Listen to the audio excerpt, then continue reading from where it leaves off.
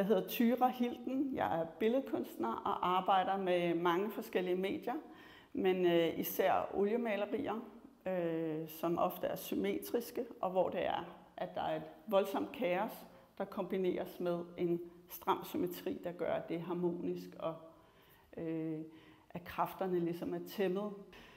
Tidligere arbejdede jeg meget med video, lavede nogle store virtuelle afbrændinger af Colosseum i Rom og Aarhus Kunstmuseum. Det destruktive fascinerer mig på den måde, at hver gang du vinder noget, så mister du noget andet. Og i de her værker, hvor jeg har skåret i lærredet og vredet i lærredet, så er det jo, at jeg ødelægger lærredet for at skabe noget nyt. Jeg arbejder som kunstner meget ud fra nogle intuitive fornemmelser for noget alment menneskeligt, tror jeg. Jeg prøver at se nogle sammenhænge i vores kultur og i os selv, og så udtrykke det. Jeg ser lidt, at alle mennesker ligesom rummer en intens historie, der er stor nok til, at man kunne skrive en hel Dostojevskij-bog. Den kunstneriske rejse fra at sætte ild til monumenter og kulturinstitutioner med virtuelle flammer, og så til det, jeg viser her nu, det er, at rent i materialet og i udtrykket, der kan jeg frit bevæge mig imellem alle medier, men samtidig så er tematikken på en måde lidt af den samme. Og værkerne er jo ligesom også et udtryk for, synes jeg, at det feminine på ingen måde er passivt.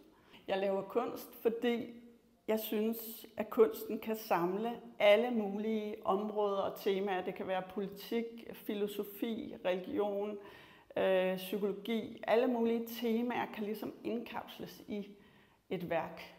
Og derfor kan man også tale om mange emner ud fra værket. Og der synes jeg, at det er et godt værk, hvis man kan blive ved med at sådan være nysgerrig på det. På den her udstilling, der var jeg ligesom fascineret af tanken om, at man vrider vrangen ud. Og ikke bare som fontæner, man snitter i lærredet. Så tænkte jeg, at man kan skære i lærredet, man kan vride det, man kan vende vrangen ud. Og det, der fascinerer mig, det er sådan tanken om, at man vrider sig ind og ud af sin kulturelle form. Altså det man er givet af, og det, man er skabt af, det prøver man sådan ligesom at udfordre ved at vride sig. Og jeg synes, ved at vride de her lærreder, så opstår der noget, der bliver produktivt. Altså det stiller spørgsmål til din femininitet, din maskulinitet, din væren. Altså det er jo nogle voldsomme vulvaformer, der opstår. Og det tænker jeg, det er jo et feminint udtryk, men der er også noget hæftigt over det, som man egentlig ikke forbinder med det feminine. Så jeg sådan insisterer på, at jamen det er. Det feminine er voldsomt. Og det tænker jeg jo så også er lidt vigtigt at huske, at de sidste 2000 år har vi haft maskuline guder, men før det, så havde vi jo, at det var moder jord, der var den alt overskyggende kraft, som man skulle være ydmyg overfor. Og der tænker jeg, at vi er i en tid, der vender tilbage til det, og er nødt til at vise ydmyghed overfor moder jord.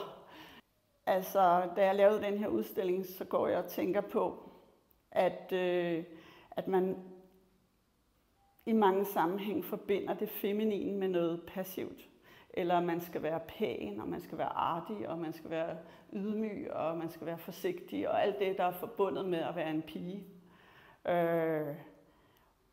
Og desværre passer jeg på ingen måde ind i den model.